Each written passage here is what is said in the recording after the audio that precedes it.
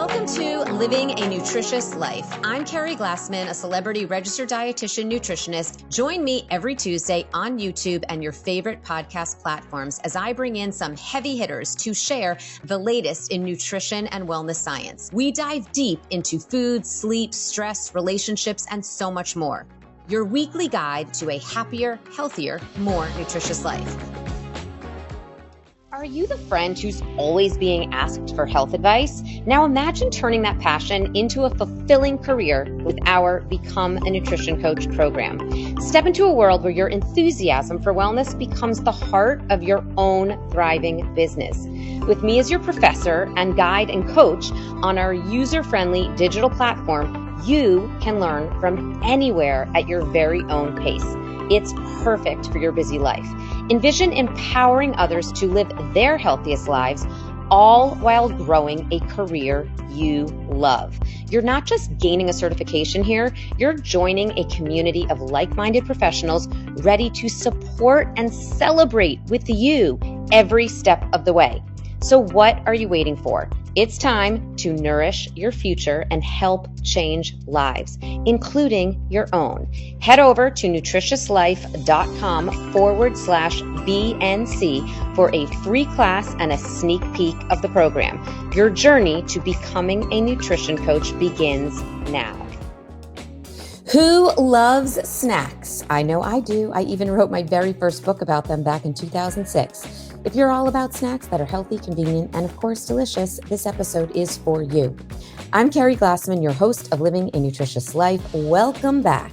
Today, I sat down with Katy and Lisette, the amazing founders of Sunnie, a company born out of the universal parent struggle, finding snacks that are nutritious, easy, and actually taste good. With their backgrounds in HR, marketing, and a whole lot of mom wisdom, Katy and Lisette set out to reinvent the lunchbox aisle.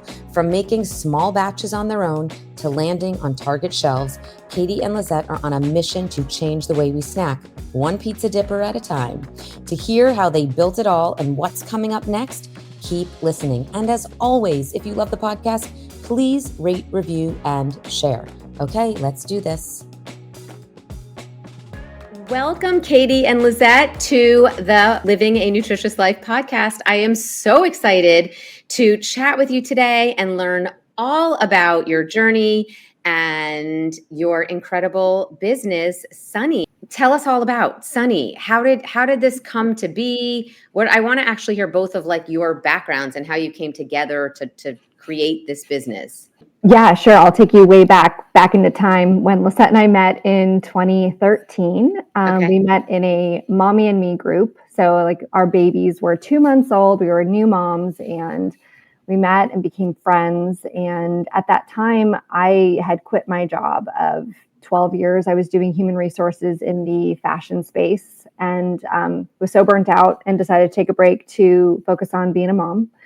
And I met Lisette and we, again, became friends. Our husbands became pals. We started traveling together. Over the years, we started having more children and really were realizing that we went from being mommy friends to real friends. Yeah.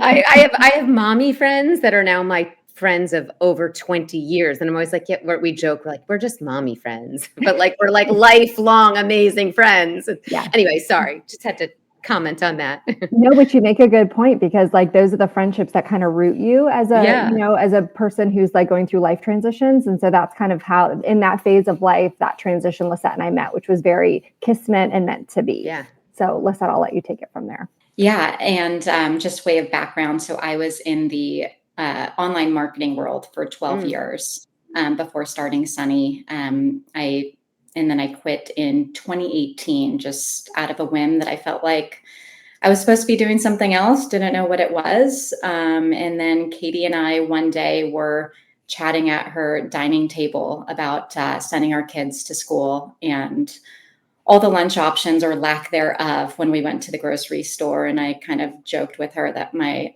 mother-in-law was watching our kids, and I opened up my fridge and there was a Lunchable in it. And I was like, yeah, where'd that come from? And she had purchased it for him. And I would go to the grocery store with my kids and they'd pull me to that section of the grocery store. And for us, it kind of like clicked because we were like, gosh, we can go to the grocery store. We can get ourselves fresh salad. Things are starting to be updated. But when it came to our kids, the options were a Lunchable, a meat and cheese tray. Like things really hadn't changed in 30 years.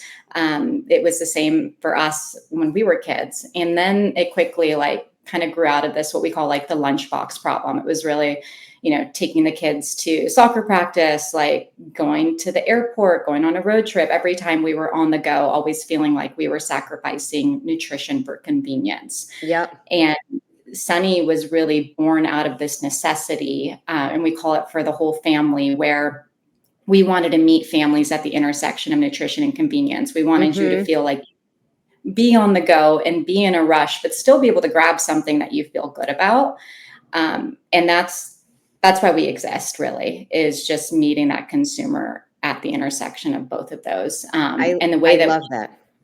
Yeah, I love that. That's so relatable, like that intersection of health and convenience, because you can't give up convenience altogether and no one wants to give up health altogether, right? So, but like, where is that intersection that makes, what I say, living a nutritious life, but what makes living healthy, easy and doable for a family. I think it's so incredibly relatable, like what you went through with, and especially that, the mother-in-law watching the kids, a Lunchable in the refrigerator. It's so relatable. I remember there was a moment when this is now, my daughter's 19, but I remember when she came home from a play date one day. She was in I was already home from work.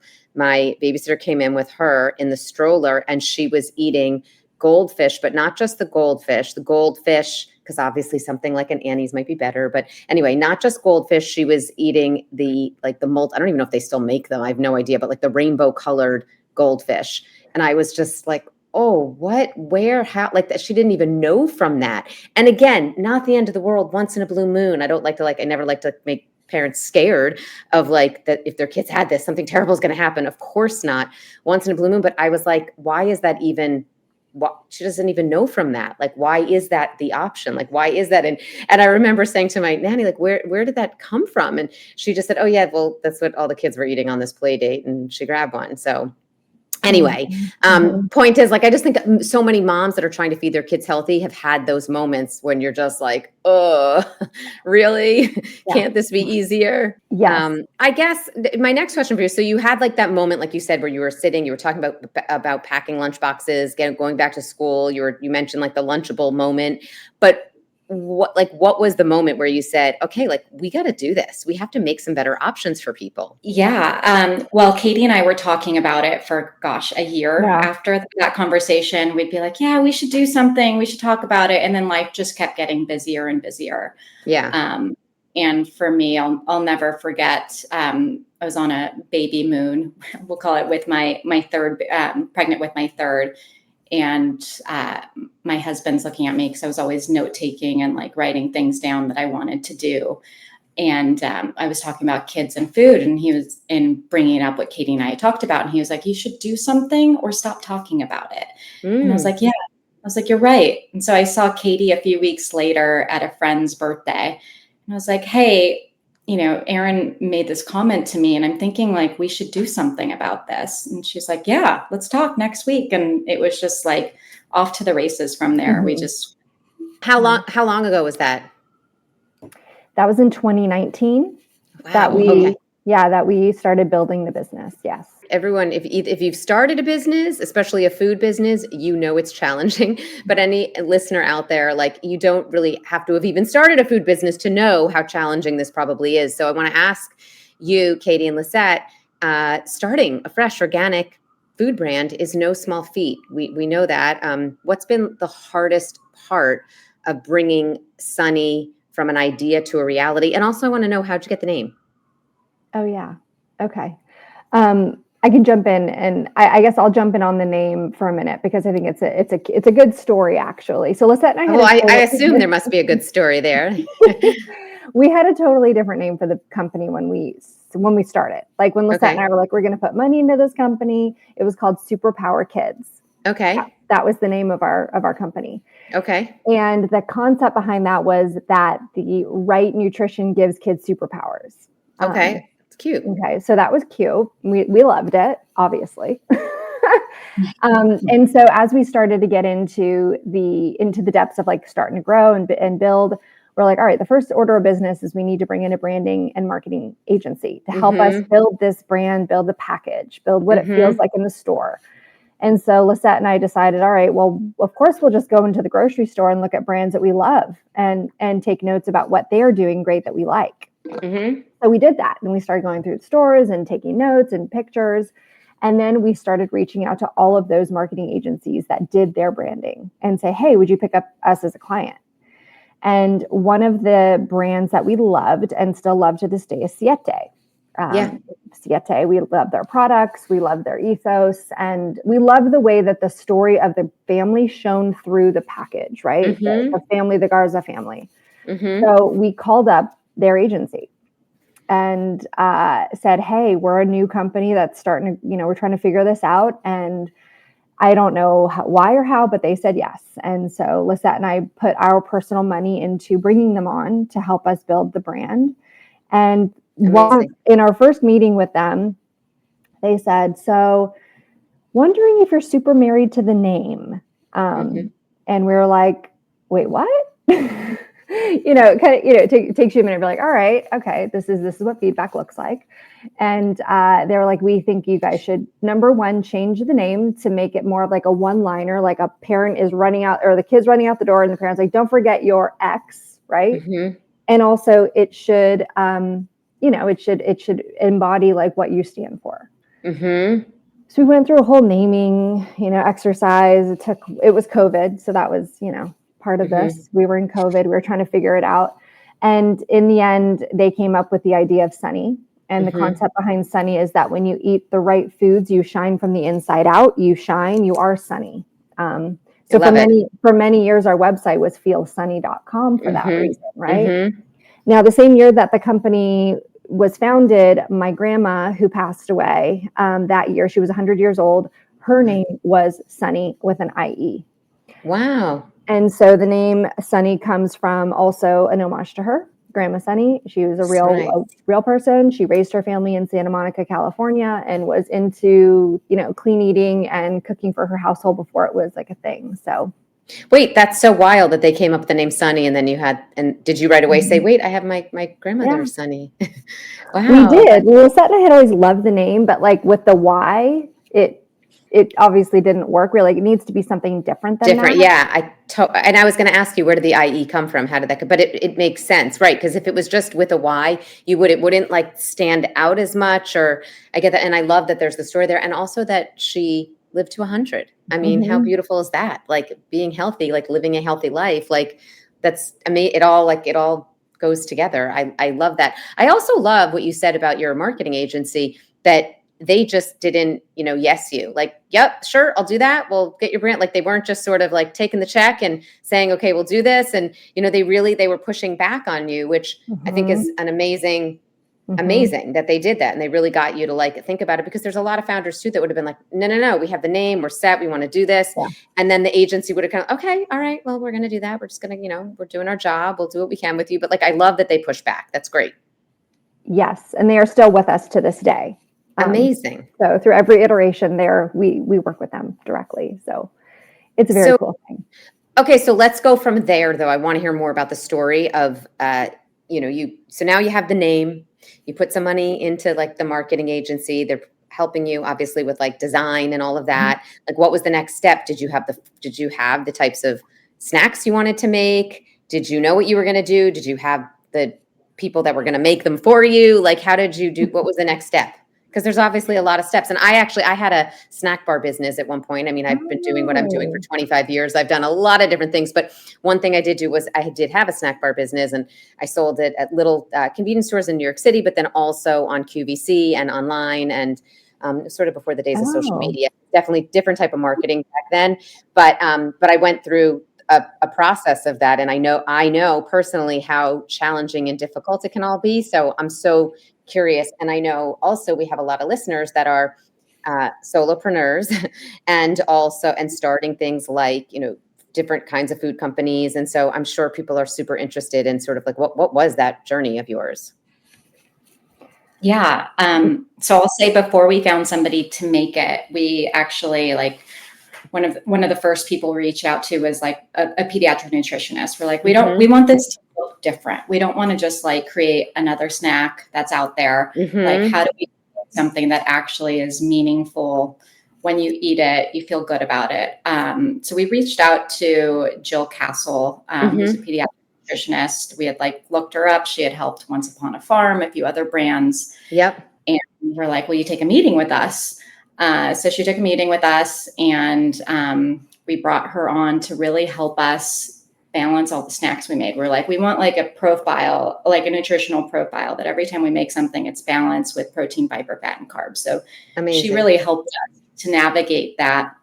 Because it was important to us as parents, right? Like we know the feeling of our kids climbing up in the snack cabinet and grabbing like 20 snacks because they were never, satiated. They were always still left. And we were like, how do we do this different? So that was like the first person that we brought on. And then we just went down a rabbit hole of finding somebody that could be a food scientist. And we knew what we wanted to do. The first concept was like, we want to make basically a better for you Lunchable, which was that pizza, right? The nostalgic like pizza snack. So that was our second step, was finding a food scientist. And then we had to find a group to make it for us. And that didn't go so well for us. We worked with them for about 2 months and then ended up actually self-manufacturing. So we self-manufactured the product for 2 years. Wow. So what does that mean when you say you self-manufactured? I mean, you didn't obviously like build, I'm assuming you didn't go and like start a manufacturing facility. So you're using a manufacturing facility, but it's your food scientist bringing them the exact formula to put it together. Is that how it goes? No, we had the food scientists make the formulas, and then we literally were in a kitchen. Oh, wow. In LA, there's a facility. It's basically like an apartment building for food brands. So everybody has their own space in a larger facility. And we were there. We were so you were actually making it. I was thinking like you brought in, like you were using a manufacturing facility and they were doing it, but like you brought in your formula versus going to that facility and them using like, them figuring it out. But I guess you already said you had your own food scientist. So that makes sense. But I really didn't realize that you're making it on your own. That's incredible. And you did that for 2 years? We did it for 2 years. Yeah. I mean, the reason we did it was that, once you start getting into this like co-manufacturer space, there's minimums involved. Yes. People want to change your formulas, do shortcuts. And for us, especially during COVID, right? Like we were a struggling startup and we're like, the only way this is going to work if we do it ourselves, because like that way we know that it's going to be made the way that we want it made, and quality is so important. Have you ever looked at a skincare product and thought, I wonder if this is actually going to work? I mean, I think we've all done that, right? With OneSkin, I never wonder if it's going to work because I have real proof. Their whole company is led by scientists with backgrounds in tissue engineering, stem cell biology, and skin regeneration. And their products are backed by rigorous lab and clinical studies. The OS1 body is definitely helping my crepey skin, and I'm obsessed with the tinted OS1 Face SPF. It feels like butter going on, and it feels so good knowing that it's moisturizing my skin and protecting it all at the same time. I just love it. At the heart of their topical supplements is their proprietary OS1 peptide, the first ingredient scientifically proven to reverse skin's biological age by targeting cellular senescence. Those are those zombie cells that make your skin age faster than it needs to. Think about that crepey skin that we all want to get rid of.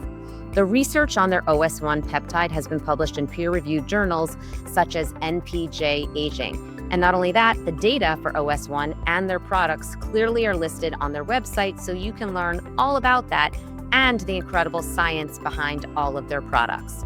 In lab studies, they've measured a 130% increase in collagen production with their OS1 eye cream. And another study showed that their SPF neutralizes free radicals. Those are those bad guy compounds that I always talk about, 4 times more effectively than other so-called anti-aging sunscreens. The proof is in the numbers, friends. Try OneSkin and see for yourself. And you can get 15% off your first order with the code Keri, that's Keri, at oneskin.co/Keri. That's oneskin.co/Keri. So that was the reason. Yeah, we got like a 300 square foot kitchen and super impressive. Okay, and then where'd you go from there? We've had a few round trips with different manufacturers, but we went to a manufacturer in the Midwest. Okay. Because we were also hand making our crackers. So like our first step was like we had to find a manufacturer to make the crackers, and then find somebody to package them. So we were in the Midwest for a while doing that. Thought it would be good for the business, and then ended up moving it back to Los Angeles. Okay.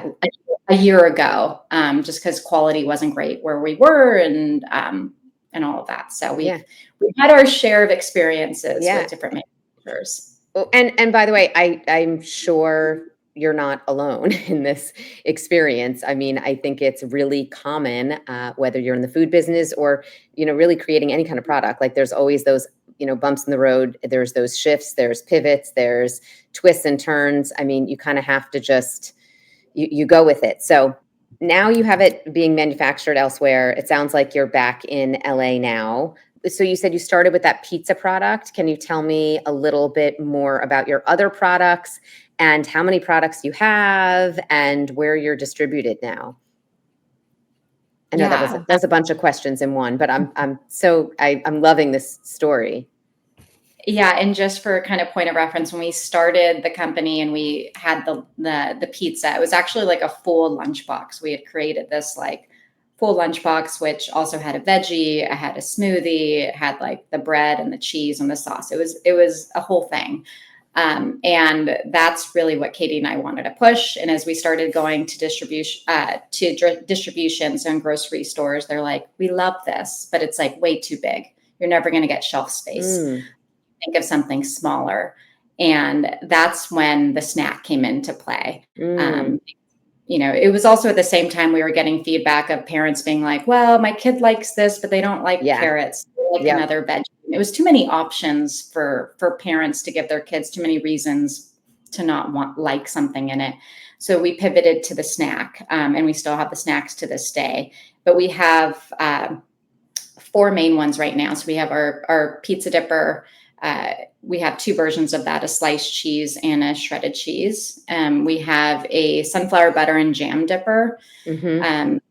We have a cocoa dipper, which has like a better for you. We'll call it a better for you Nutella, but it's nut free and no refined sugar. It's made with dates, and also a s'mores dipper. So those are our 4 main items that we currently offer as snacks. Amazing. And where are you distributed? Yeah, so we are distributed. Our biggest distribution right now is within Target. So we have 500 Target stores across the country. Amazing. Yeah, those they have all of our 4 SKUs on the shelf there. And then we're also distributed nationally with Whole Foods, but that's actually with our crackers, which we haven't chatted about, but consumers liked our crackers so much in our snack packs that they asked for them in their own bags. And so we make 2 versions of those, and those are the ones that you can see in Whole Foods nationally. And then, amazing.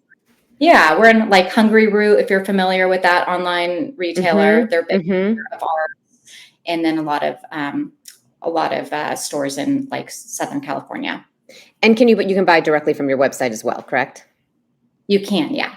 Okay, amazing. So I want to go back to the nutrition components a little bit more, although I'm loving the whole, the entrepreneur journey too. I want to ask a little bit more again as a dietitian. I know you're avoiding things like refined sugar and seed oils and certain types of preservatives. So how did you decide like what makes the yes list, what's on the no list, and what were the ingredients that were sort of your absolutely like we were making products that don't include X, Y, and Z? And it sounds like the dietitian Jill helped you with this, but I'm curious about all that. Yeah, I mean, Jill helped us really with like that nutritional panel and kind of figuring out like what to make sure is included. For us, it really started with what we felt good about giving our kids ourselves. And that made the list pretty easy. We wanted to make sure that any parent that was reading it understood all the ingredients that went into it. So we took a really like fine tooth comb and, even went down to like, we're not putting natural flavors in here because we don't know what they are. And so we want to make sure that, our consumers don't have to wonder what they are as well. And then, it was important for us to make sure there was no seed oils. So we've kept to avocado oil and olive oil. Amazing. The sugars, we decided that we were going to put honey and dates and coconut sugar as our sweeteners and remove any of the refined sugars. That's also one that's really important to us. And then we looked at like, well, we send our kids to school and some schools don't allow nuts. So we should not have any nuts in our product. And that's kind of how we went about it. We really just used like, we'll call it mom lens, right? Of what we wanted to give to our kids and assuming that that's what parents were looking for. That's amazing. I love it. It's like simple, but like focused and makes a lot of sense. I love that. So if you're not using those ingredients, like what are the ingredients you're most focused on? Like what does your ingredient panel look like? I mean, you said some of them, you said like avocado oil, you said the dates. What else, what else is in, I'm trying to think about like your ingredient panel for like the pizza dippers. I know our audience will want to know, like, tell us exactly what's in here. What does this look like? Yeah. I mean, for a pizza dipper, like we'll start with the sauce, right? Like it was important for us that the sauce had veggies in it. So there's, spinach and zucchini and there's some Parmesan cheese in it, to give it like that additional kind of like salty feel without it being kind of like a salt bomb. And then the mozzarella cheese, like, we went down to saying like, we're not putting any cellulose in this. So anything that like, keeps, so it's just freshly grated mozzarella cheese. And then we have our crackers. So all of our crackers are a 6-ingredient cracker. They're based with cassava flour. It's cassava flour, avocado oil, a little bit of coconut sugar and flaxseed meal and rosemary extract. So everything's like, the less ingredients, the better for all of our stuff. I mean, it all sounds amazing. So we talked about the intersection between convenience and health, but we also know there's a third component in there. And that third component that we all have to consider, especially when you're selling a product, whether you're just trying to sell it to your kid or you're actually trying to sell it to consumers out there, we know it has to taste good, right? So how did you get past like the, taste testers out there? Like who tested your products? Who tasted them? Was it all like your kids? Like, how did you do that? And what did you do to make sure that taste profile was spot on? Because we know if kids don't like the taste, they're not going to eat it. And adults too, right? Because I know your snacks are for the whole family too. Like, right? No one wants to eat something if it doesn't taste good. That Lisette and I, the reason why we self-manufactured for so many years was because we wanted to make sure we know as parents ourselves that if a kid tastes something once that they don't like, they're not going to try it again. And so if we had a co-man that was making our stuff that wasn't making it to spec or it wasn't completely correct, we were like, that was important, that quality control piece. And so in terms of kind of, babysitting Sunnie in the early days, we babysat that every single thing that went out of our kitchen, we taste tested and made sure it was correct. And in terms of new products that we come together, like we're Lisette's kids, my kids, the neighborhood kids, the friends, it's like anybody that we can get to try it, we have them try it. Our husbands, our friends, like it's literally like if there's a dinner party, I know Lisette does this. She takes it places. I do too. Like, Yeah. And plus it's not just the people who are like the Whole Foods natural shoppers. It's the people that shop in conventional stores. Like we want there to be, our products to, have that crossover appeal. Like we're not building this company for just the health food shoppers. We're building it for mass shoppers all across America.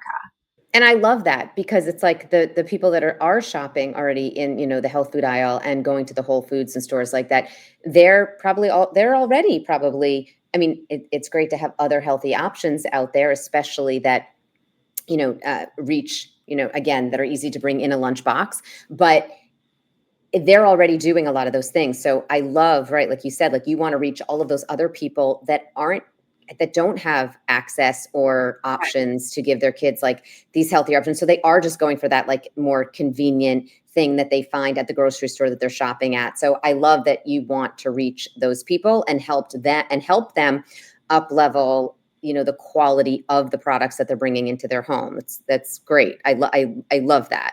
And I also think that the people that are buying those more traditional, unhealthy types of snacks, like if you can get them, if they like the taste of these products, like, the healthier eaters absolutely are going to like them. So it's like, if you can nail that, like, that's amazing. Like, it's a home run.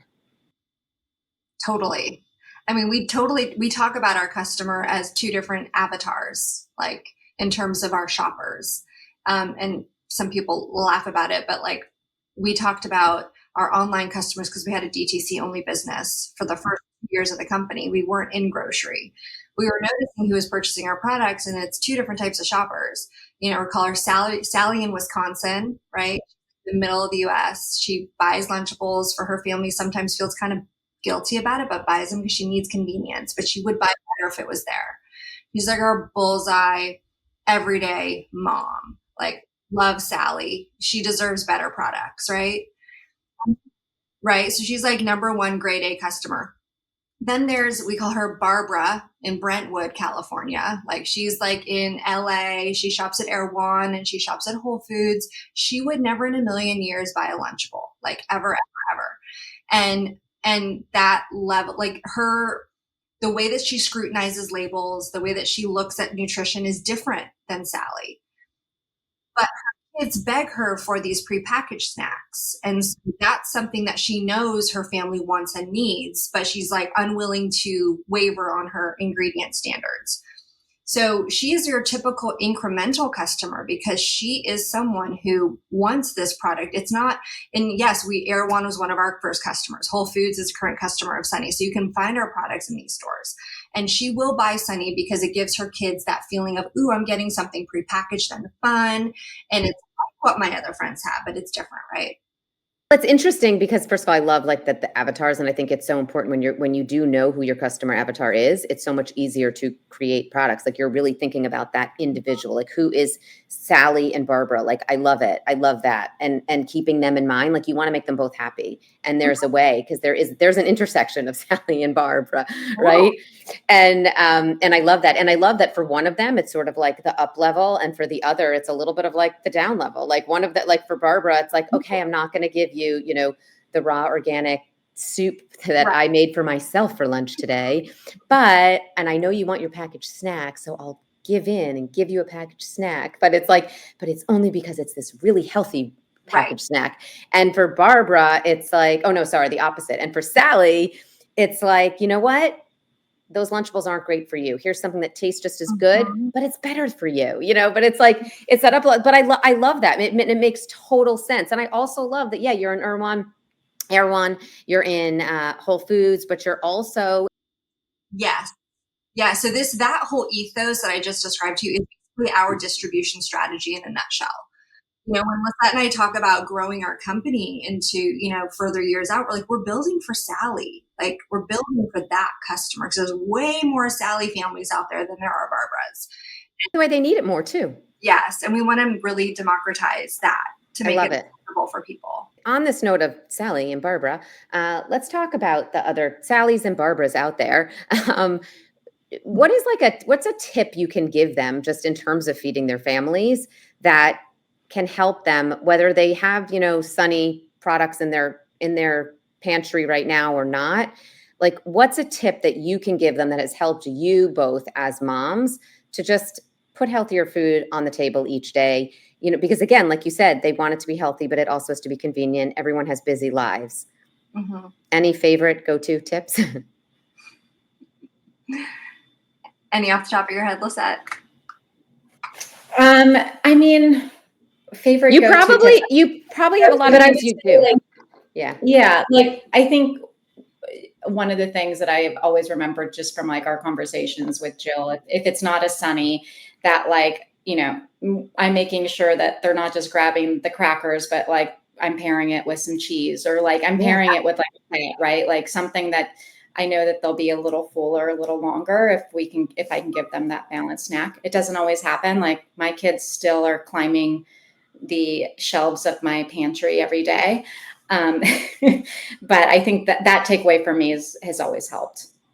That's great. I love it. That's a great tip, especially if they're having something like a chip. We'll put the chip with, sliced apples. Like it balances it. You're getting more nutrition in, but it also is going to help them stay more full. Like that's a great, great tip. I love it.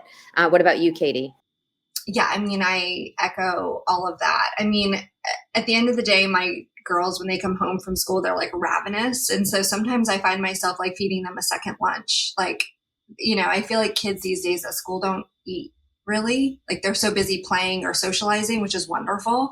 But when they come home, like I always am like, all right, maybe we need to eat like a meal right now, like not just have a snack. And that seems to kind of like keep everybody happy and then doing activities. And so I feel, I don't know, that's been something that's been useful lately where I'm just like, all right, let's have more food, real food.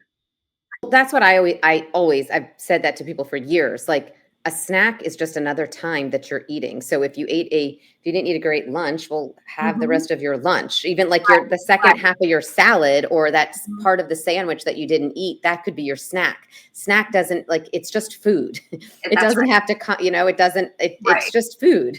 Right. So people have to think that way. So I love that. I love that you made that point. So where do you see Sunnie going in the next 3 to 5 years? I know you said you want to democratize this, snacks, and you want to reach more Sallies, but anything else you can share about product extension lines, or what you're hoping for, or what you want to see in the snack, world? Yeah, I mean, I could talk a little bit about like how we see it expanding, Lisette, if you want to talk about innovation. But for us, grocery is great. Like grocery is a great discovery place. We want to be in grocery. It's important to our growth. However, for us, like the thing that gets us up and out of bed in the morning is not really like grocery expansion. It's more the on the go application. So think airports, airlines, hospitals, universities.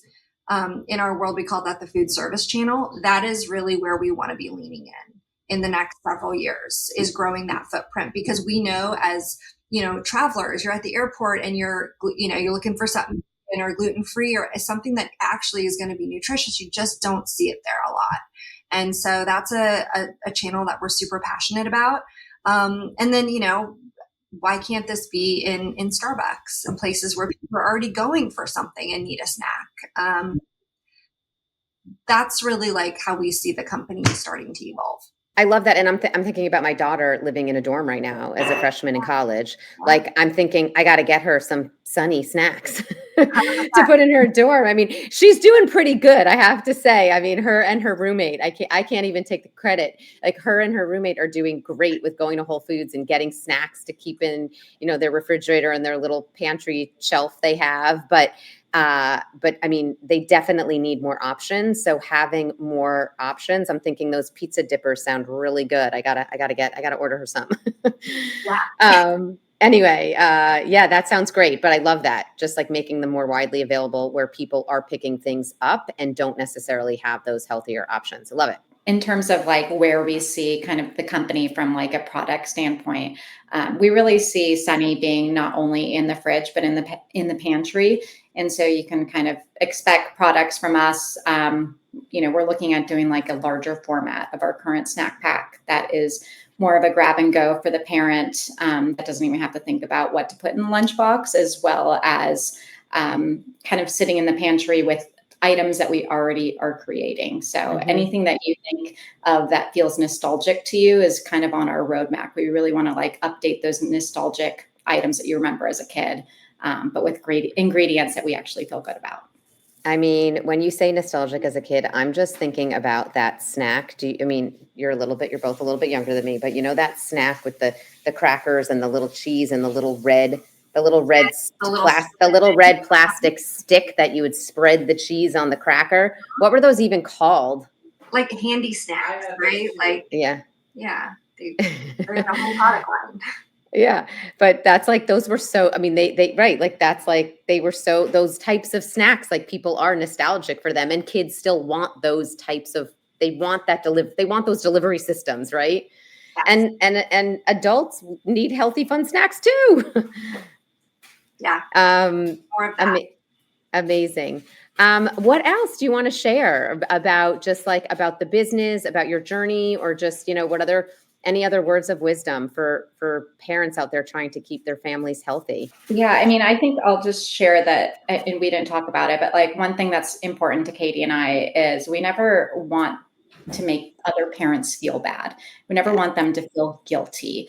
So Sunnie for us has just been another means, like if Sunnie can create a kind of like a movement for other products to be on the shelf, so there's more options for families, like that's our entire goal, because we remember what it felt like. We still do, of feeling guilty all the time that you didn't give them the perfect lunch, or you didn't do this perfect thing. And like, that's not what it's about. But if we can provide, an option for mom that like she actually feels good about, that's our whole motive. I love it. And it's such a good, important point you brought up, because like I said, I mean, there should be no shame. Like, we're all just trying to do the best we can. Right. And whatever that is, if it is that Lunchable, if it is that whatever, like, we're just trying to do the best we can. And some days we do better than others. Some days it's cut up raw veggies with like turkey slices and fresh berries, right, after school. And sometimes it's just like something quick out of the pantry that, your kids grab that isn't balanced and nutritious. And like, that's okay. Like, again, we're always trying to just like, do the best we can. But the more healthy options out there, the easier it is to do it right. And to give our kids the best chance to feel good and, to sleep better, to think better, to move better. So I love it. I love that. And so I'm really glad you brought up that point, because, I'm with you. I always want people to feel like, you just like got to do the best you can each day. Yeah. Yeah. And moms are doing great. And I want every mom listening to this to know that she's doing a great job. Yeah. And I also think like, it's always like, if you're thinking about it, you're doing a great job. Even no matter what you serve for dinner that night, if you thought about it, like, oh, that wasn't as healthy as I wanted to make you're doing a great job just by thinking about the fact, like, what were you doing? I mean, you're really doing your steps ahead. So yeah, no, I think that's a great point. Well, I love this. Okay. So where can everyone check out and learn more about Sunnie? You can go to our website. It's sunniesnacks.com. And while you're there, you can check our store locator. But our biggest stores that we are in right now is Whole Foods nationwide with our crackers. And then you can also find Sunnie snack packs in 500 Target locations. Amazing. I'm so excited to see where you all go.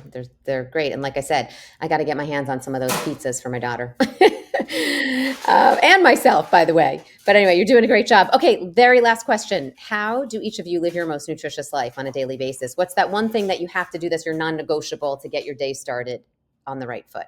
I'll go with you first, Lisette. I work out every morning. Perfect. That is like non-negotiable. Yeah. Love it. Perfect. I love it. What about you, Katie? Let's see. Sunlight in the eyes first thing, wake up with the sun and walk my dog every day. Amazing. I love that. And being in California, I'm sure you get that beautiful, beautiful morning sunlight. I'm jealous. I love that. Amazing answers. Okay. Good luck with Sunnie. I'm again so excited to continue to watch your journey. You two are doing great.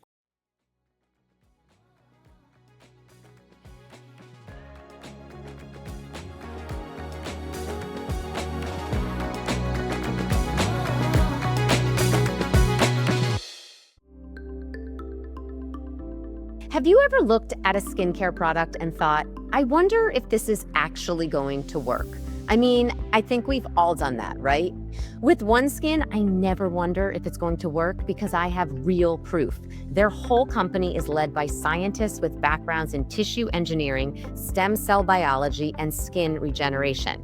And their products are backed by rigorous lab and clinical studies. The OS1 body is definitely helping my crepey skin, and I'm obsessed with the tinted OS1 Face SPF. It feels like butter going on, and it feels so good knowing that it's moisturizing my skin and protecting it all at the same time. I just love it.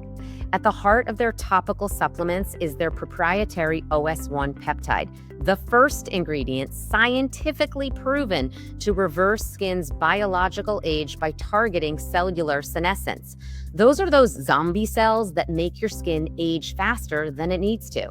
Think about that crepey skin that we all want to get rid of. The research on their OS1 peptide has been published in peer-reviewed journals such as NPJ Aging. And not only that, the data for OS1 and their products clearly are listed on their website, so you can learn all about that and the incredible science behind all of their products. In lab studies, they've measured a 130% increase in collagen production with their OS1 eye cream. And another study showed that their SPF neutralizes free radicals. Those are those bad guy compounds that I always talk about, 4 times more effectively than other so-called anti-aging sunscreens. The proof is in the numbers, friends. Try OneSkin and see for yourself. And you can get 15% off your first order with the code Keri, that's Keri, at oneskin.co/Keri. That's oneskin.co/Keri.